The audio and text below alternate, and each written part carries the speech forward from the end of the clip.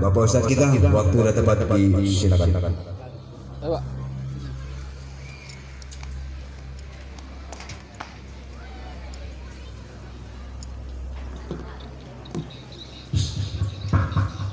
Bismillahirrahmanirrahim. Assalamualaikum warahmatullahi wabarakatuh. Selama bergabung di kelurahan Pak Lurah kayak pentas perasaan nampak segala biasanya ke bawah. Jadi semenjak bikin drama baik-baik kota Benteng Bengkulu Utara mantap asalnya semangat. Alhamdulillah hamdan katsiran kama amar. Asyhadu an la ilaha illallah wahdahu la syarika la irqaman liman jahada bihi wa kafar.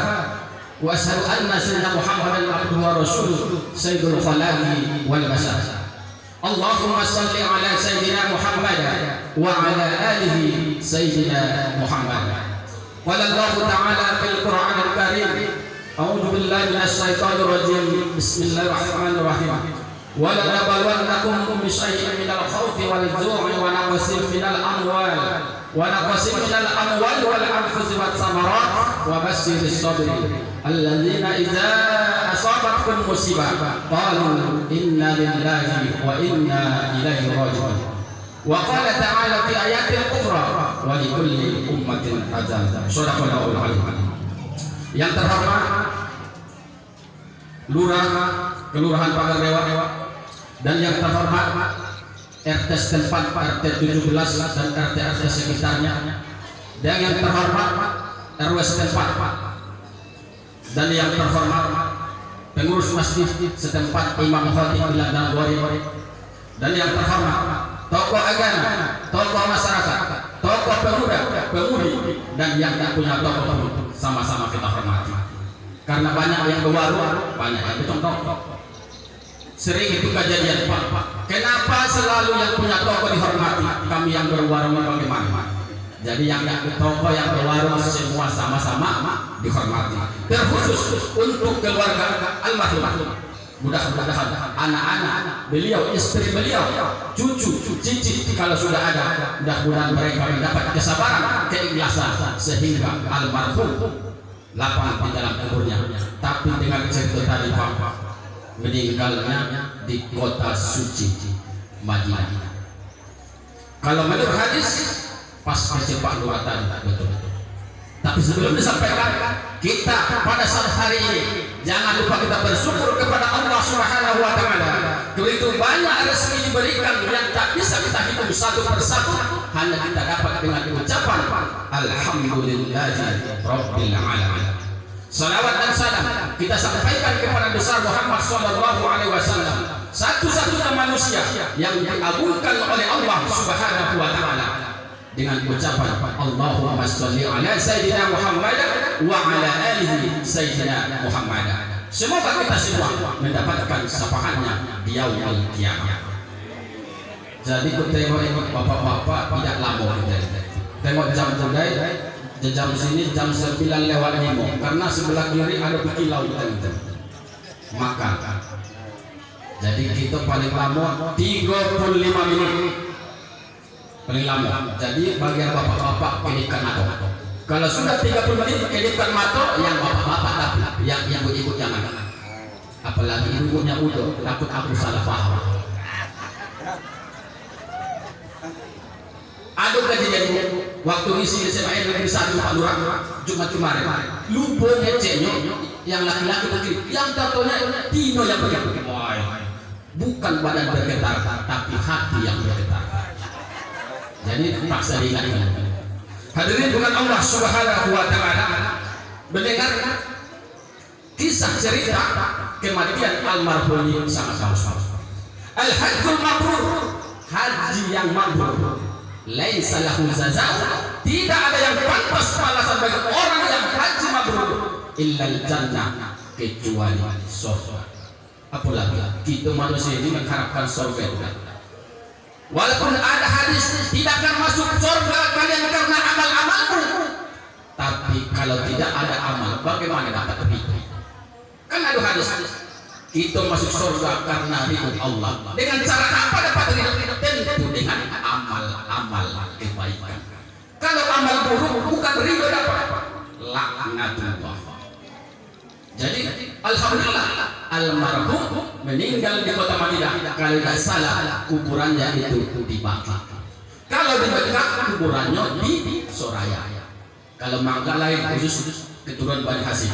Kalau orang yang meninggal di kota Makkah itu kuburannya itu pemakaman umum istilah kita di Soraya. Kurang lebih 14 km dari Masjidil Haram.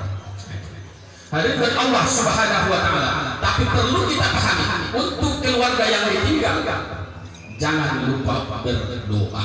Walaupun ayah kita meninggal di tempat yang suci, kota Madinah, kota yang diagungkan oleh Allah, karena ada satu manusia di dalam itu. Karena itulah Madinah itu diagungkan Allah. Siapa dia? Nabi Muhammad sallallahu alaihi wasallam. Kalau tidak ada Nabi Muhammad tidak bisa ada. Cuma karena ada Nabi Muhammad, maka jangan lupa bersalawat. Hadirin dari Allah Subhanahu wa taala. Masalah tentang kematian, kenapa bisa almarhum mati di kota Madinah? Memang itulah takdir atau qadar. Idza aradallahu qabada abadan bi ardin ja'alu haja. Apabila Allah ingin mencabut nyawa seseorang di suatu tempat, maka orang ini dibuat Allah ada kehendaknya hajatnya di tempat itu. Makanya almarhum berangkat haji di tempat jadwalnya. Betul jadwal. Kalau memang dia tidak ditakdirkan mati di Madinah, pasti sampai ke sini belum sampai berangkat sudah meninggal. Itulah qadar, ketetapan takdir. Itulah bukti dari ketetapan Allah Subhanahu wa taala. Maka kita mempercayai rukun yang keenam, qadar dan qadar. Hadirin Allah Subhanahu wa taala. Yang perlu sampaikan karena ini mungkin serius tentang kebahagiaan orang. Apa yang harus dilakukan oleh keluarga termasuk anak-anak semua? Apa kata ada seorang sahabat dari Bani Salamah, ya Rasulullah, adakah cara berbuat bakti kepada kedua orang kami yang sudah telah tiada? Kata Rasulullah, na'am, ada. Yang pertama as-salatu alaiha, menyolatkan keduanya. Karena almarhum itu bisa juga sholat di sini. Yang kedua, wal istighfar, minta ampun doakan. Sekali istighfar anak yang ditinggalkan, maka satu derajat akan naik derajat almarhum di kubur. Karena doa anak itulah yang perlu diutamakan oleh almarhum. Idza mata banu adam in qata'a amalu illa salas. Apabila mati anak Adam, terputus seluruh amal ibadah kecuali yang tiga perkara. Yang pertama, shadaqatul jariyah, sedekah yang mengalir wakaf.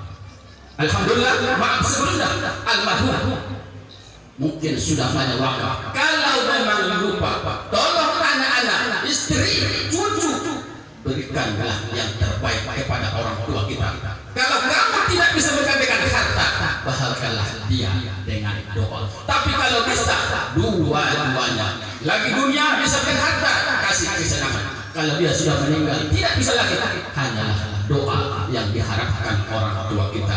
Birru abakum, kata Rasulullah, berbuat baiklah kamu kepada ibu bapak, tabirrukum abanakum, nanti anakmu sendiri akan berbuat baik kepada anak. Sering kau doakan mulai sekarang orang tuamu, nanti anak-anakmu akan digerakkan oleh Allah mendoakan kita kalau kita sudah jaga Abdul masih hidup. Jadi dari kita dulu baru orang lain. Tapi kalau mendoakan orang tua tidak pernah, insya Allah anak pun lupa mendoakan kita. Memang hidup di atas dunia banyak cara orang mencari nafkah. Yang utamanya dagang, itulah usaha bisnis. Ada yang jual kentang, ada pula yang jual keranjang, ada pula yang jual selendang. Walaupun hidupmu merasa kurang, tapi janganlah kamu main curang. Sekiranya kau dapat uang, lalu bisa kau beli kapal terbang. Nanti kalau sudah nyawa melayang, kamu nanti tak bisa lagi menentang. Jadi mati. Maka hidup ini hanyalah sementara. Boleh kau cari harta dunia banyak seluruhnya, tapi ingat cari akhiratmu, karena seolah kamu akan mati besok. Maka Allah jelaskan, ya ayyuhalladzina amanu la tulhikum amwalukum wala auladukum an zikrillah. Hai orang-orang lalai karena anak-anak atau karena harta, anzikirlah untuk mengingat Allah. Boleh kau sekolahkan tinggi anakmu, tapi jangan lupa untuk diri kita bekal. Karena dunia dengan alam barzah, alam kubur beda sifatnya, beda pula alamnya, maka bekalnya pun beda. Kalau kita berangkat kemana, bekal tanci cukup. Tapi kalau kita menuju alam kubur, tanci tidak berguna kalau tidak disedekahkan atau dipakai. Hadirin juga Allah Subhanahu wa taala. Sesudah istighfar apa lagi? Kata Rasulullah, kalau ada wasiat almarhum yang tidak memberatkan, dilaksanakan. Yang keempat apa lagi? Adik beradik dari almarhum terus jalin hubungan silaturahmi. Karena kata Rasulullah, ada adik orang tua almarhum, hubungi kerabat sama dengan halnya kita berbakti kepadanya. Jangan langsung putus hubungan. Dan apalagi kata Rasulullah, kalau ada sahabat rekan-rekan bisnis orang tua kita, tetaplah kita hormati. Supaya apa? Supaya almarhum tambah tenang di alam sana. Walaupun dia meninggal di kota yang bersuci, kita harus tetap. Kenapa? Doa seorang anak kepada orang tua itu tanda bakti seorang anak. Hadirin Allah Subhanahu wa taala. Karena itu mudah-mudahan almarhum ini menjadi Allahumma ja'alhu hajjan mabrura wa sa'yan maskura wa damban maghfura wa amalan sholihan maqbula wa tijaratan lan tabur. Mudah-mudahan almarhum ini menjadi haji yang mabrur dan istiqamah menjadi haji yang mabrur. Karena aku tengok umur 72 tidak banyak neko-neko lagi. Makanya sebelum perangkat orang dahulu pernah mengisi di Bahari wal Matus Sabar, tengok yang tua, yang banyak gaya itu gaya itu, yang masih muda, bukan beramal, berfoto. Allah, alhamdulillah, pas depan itu. Tapi kalau sudah tua, tidak ada pikirnya situ, tinggal beramal. Maka banyak manusia, saya itu sampai itu orang yang diutamakan di kata haji itu rukunnya yang diutamakan. Rukun tidak bisa dibayar, rukun tidak bisa digantikan. Kalau yang wajib bisa. Lempar jumroh boleh, tidak bisa dam. Kalau rukun tidak bisa digantikan. Inilah kuncinya. Kalau rukunnya bagus sah, maka sahlah haji. Tapi kalau rukun batal, maka keabsahan ibadah haji umroh maka itu akan batal. Hadirin Allah Subhanahu wa taala, jam 9 lewat seperempat. Dan untuk anak-anak almarhum, jangan lupa kalau ada rezeki bersedekahlah terus kepada khusus nama orang tua almarhum. Ya Allah ya Tuhanku, ini rezekiku berikan ke masjid, niatku untuk orang tua. Jadi apa dapat aku Pak Ustaz? Berapa pahala infak ke masjid dibandingkan baktimu kepada orang tua? Itu bangga. Tapi banyak kadang-kadang anak sudah jaya, anak sudah kaya, anak sudah punya bakat, orang tua maaf masih miskin, lupa. Makanya kalau orang kaya, orang tua kaya, anak jadi raja. Kalau anak kaya, orang tua jadi budak. Itu kebanyakan.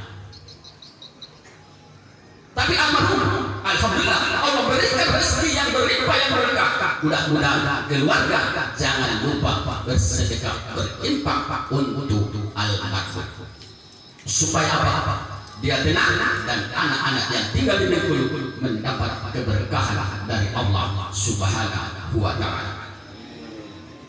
Tapi untuk kita ibu-ibu yang punya suami, yang punya istri, ini untuk menghibur Pak Evan. Ada suami istri begitu sayang berdua ibu. Saat itu meninggallah istrinya. Hari ini meninggal istrinya. 7 hari terus dia ziarah ke kubur.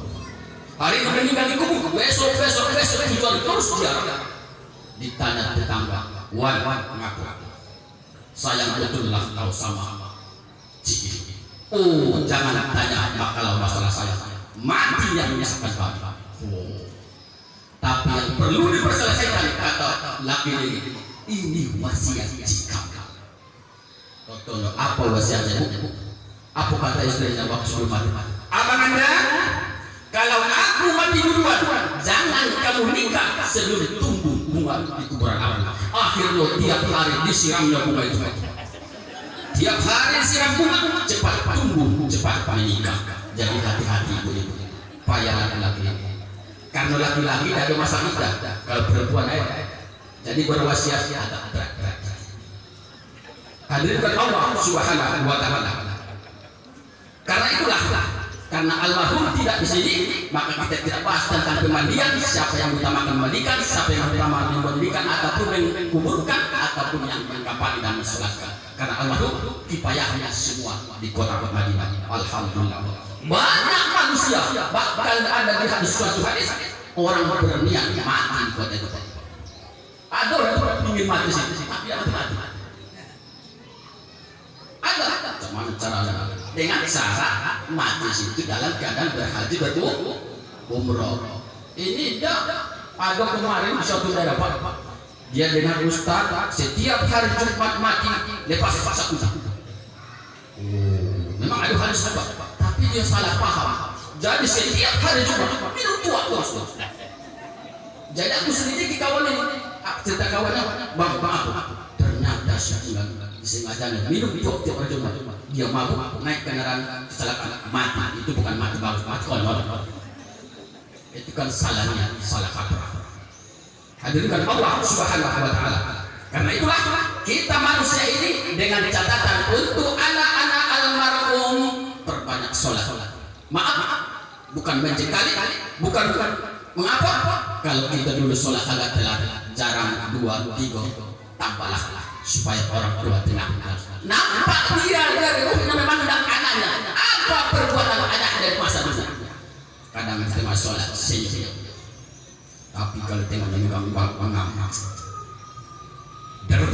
belak mati dulu. Sedih orang. Maka itulah istilah kuat. Kalau kamu tidak bisa membahagiakan orang tuamu dengan harta, maka bahkanlah dengan doa. Kalau tidak bisa kebaikan di dunia dengan harta, paling tidak jangan kau goreskan luka di hatinya. Sekaya apapun kamu, sebanyak apapun hartamu, kalau terluka hati orang tuamu, tidak ada ketenangan bagi orang yang baik. Nampak di mata dia tenang, hatinya menderita. Karena orang tua itu nomor 2. Wa'budullah, sembahlah Allah, wa la tusyriku bihi, jangan kau sekutukan. Langsung wa bil walidaini ihsana, berbuat baiklah kepada kedua orang tua. Langsung ke orang tua, bukan yang lain. Hadirin kepada Allah Subhanahu wa Ta'ala. Untuk yang kita di sini, karena kehidupan manusia tidak ada yang sama. Ada di atas, ada di tengah, ada yang paling bawah. Ada kaya, ada yang sedang, ada yang melarang. Jadi kalau hidup kita hanya orang biasa, tentu tidak bisa dengan harta itu. Jangan sakiti dia. Walaupun dia hidup dengan kita orang tua, itu harus baik-baik dengan omongan yang bagus. Wa qul lahum qawlan ma'rufa, katakanlah kepada mereka bulan karimah, kata-kata yang baik. Kan ada kadang dia ikut anaknya. Ini kadang-kadang orang tua ikut anak, istri menantu, piring berbunyi terus sudah. Akhirnya apa ibu kita ayah kita? Mungkin kamu besok balik nengok sawah. Padahal tidak sawah. Itu hanyalah alasan orang-orang.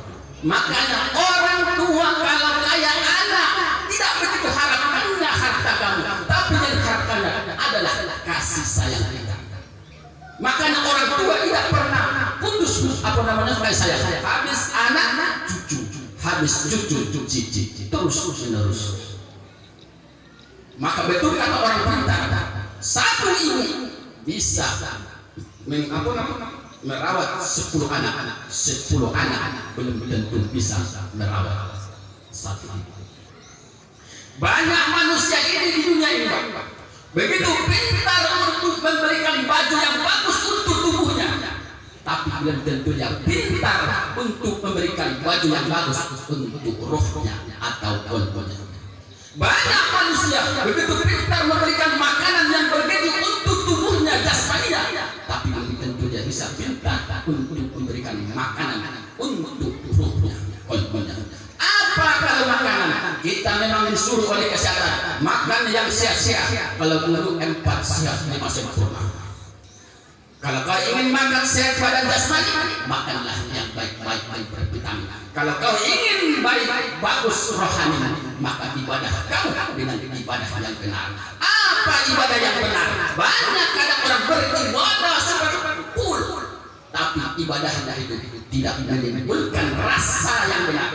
Apa rasanya? Rasa takut, takwa kepada Allah Subhanahu wa Ta'ala. Maka Allah tidak pernah mengadakan kalimat di dalam Al-Quran, ikmalis sholat, kerjakan sholat. If'al sholat, selalu aqimis sholat, dirikan sholat, tunaikan sholat, berikan sholat, bukan kerjakan sholat. Orang yang mengerjakan sholat beda jauh dari orang yang mendirikan sholat.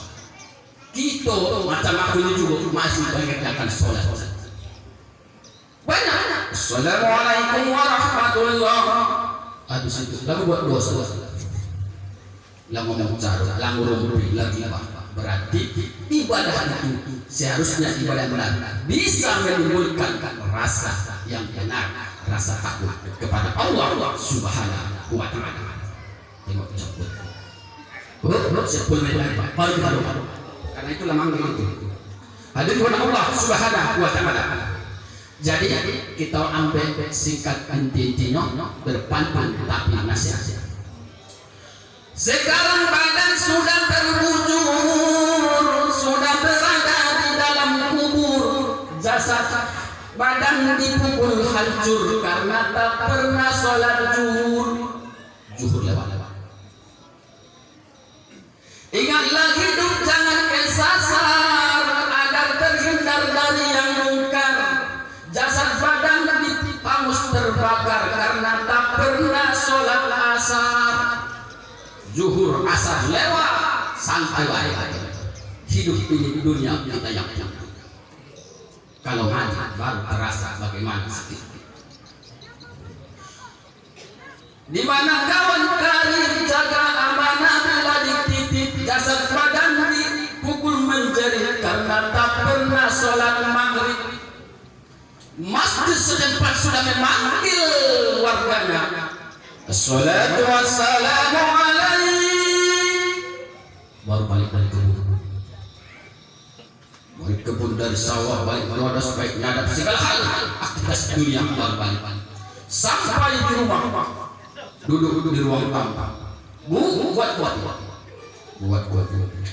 Kincau santai, rokok mudut sebatang. Tidak sadar yang paling singkat itu adalah waktu. Manggil lagi masjid. Allahu Akbar, Allahu Akbar. La isya. 70 aja. La ilaha illallah. Karena sakitnya, lidahnya, capeknya mencari nafkah dunia, suami istri tidur lelap. Manggil lagi masjid setempat. As-salatu khairum minan naum. Apa jawaban saja? Datang sekali. 2 kali memanggil, 2 kali pula jawabannya. Dengkor itu. Jadi apa yang membangunkan manusia ini? Dunia. Kalau dunia cepat. Kalau dah percaya nanti faktura, Pak RT dan Pak. Kalau ada nanti tabligh musibah, ada musibah. Kita pembagian sembako. Oh, datang kali. Karena ada nampak dunia. Tapi buktinya kami dipanggil oleh wali kota tahun kemarin di Nusa datang semua imam khotib bilang tidak ada yang absen.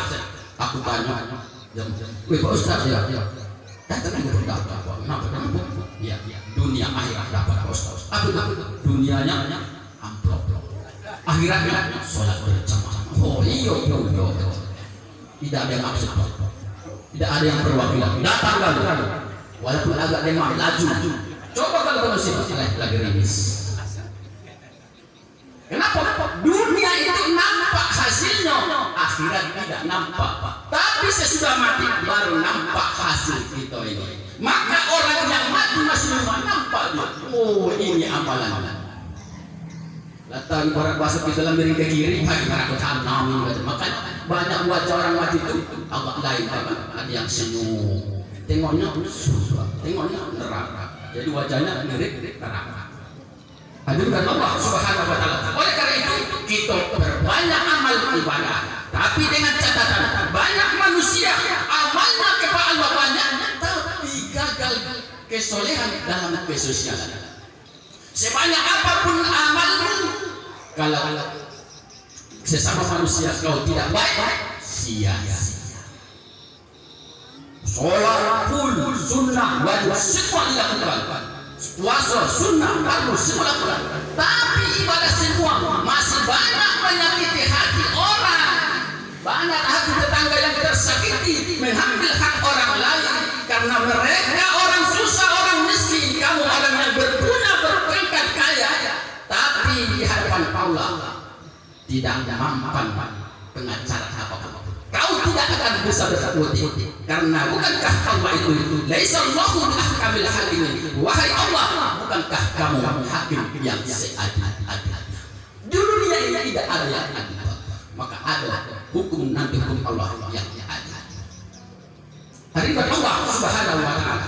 Karena itulah harus seimbang hubungan kepada Allah baik, hubungan sesama manusia baik. Maka betul kata Rasulullah hadisnya, orang yang sebaik-baik manusia bukan amalnya tapi manfaatnya kepada sesama manusia.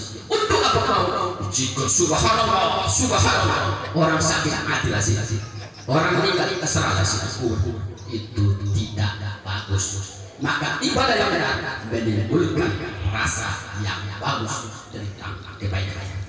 Hadirat Allah Subhanahu wa taala. Oleh karena itulah untuk keluarga almarhum kesabaran harus dibuat. Memang kesabaran tidak menimbulkan kemenangan, tapi kesabaran itu akan menimbulkan suatu kekuatan atas menghadapi ujian yang akan datang. Maka berguru belajarlah kepada Pali. Pali itu semakin berisi, semakin beruntung. Itulah konteks orang-orang wali. Belajarlah, bergurulah kepada air. Selalu kita butuhkan setelah kita dibuang. Itulah konteks ikhlas. Belajarlah berguru kepada guru. Apabila guru sudah terbang ke angkasa, dia tidak keluar ke daratan. Itulah konteks orang bersyukur. Bersyukur tidak cukup dengan alhamdulillah. Tidak. Harus mengeluarkan harta. Wa anfiqu mimma razaqnakum min qabli an ya'tiyakumul maut. Infakkan sebagian harta yang akan berikan kepada sebelum datang kematian. Jangan kalau sudah mati baru nak bersedekah. Rabbi laula akhartani ila ajalin qaribah. Ya Tuhanku, tolong tunda kematian aku. Nah, apa kata malaikat? Nak bersedekah. Nah, sedekah. Jadi banyak orang bangun subuh tapi tidak sholat. Waktu subuh dia maraton kesehatan. Waktu luhur sibuk menelpon bisnis. Waktu asar main badminton. Maghrib nonton sinetron. Isya kembali nongkrong. Nanti kamu mati masuk ke dalam kubur langsung di smackdown. Ada tanya-tanya lagi. Wah kata anak. Jadi intinya kita harus sholat. Karena sholat itu satu-satunya ibadah yang tidak ada perantara. Lain itu hanya turun ayat. Banyak zaman sekarang kita tidak memahami. Kalau ada anak muda bawa martir 10 orang untuk merobohkan tiang masjid, pasti kita menangkap mereka memberikan kepada yang berwajib. Tapi sekarang bukan itu yang dirobohkan orang pemuda ini. Manusia itu apa? Tiang yang agama. Banyak manusia tidak mau sholat. As-sholatu imanuddin. Sholat itu adalah tiang yang agama. Karena sesuatu yang paling pertama adalah tentang amal sholat di hadapan Allah Subhanahu wa taala. Mudah-mudahan almarhum menjadi haji yang haji yang mabrur, haji mabrur. Kalau sudah haji mabrur, tidak